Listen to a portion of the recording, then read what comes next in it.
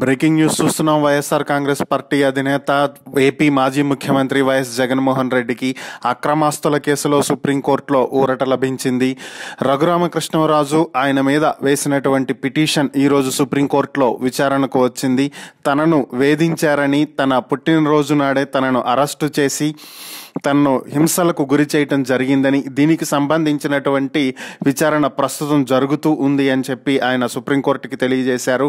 అయితే జగన్కి సంబంధించినటువంటి అక్రమాస్తుల కేసుల్లో ట్రయల్ జరగట్లేదని, గత 10 ఏళ్లుగా పలుసార్లు విచారణ జరిగినటువంటి కేసులు ఇప్పటికీ పెండింగ్లో ఉన్నాయని, ట్రయల్ ఎందుకు జరగట్లేదనేటువంటి విషయం తెలియదని, దీని మీద వెంటనే సుప్రీంకోర్టు విచారణ చేపట్టాలి అంటూ రఘురామకృష్ణరాజు ఆయన తరపున లాయర్లు సుప్రీంకోర్టు ధర్మాసనం ముందుకు ఈ విషయాన్ని ప్రస్తావించడం జరిగింది.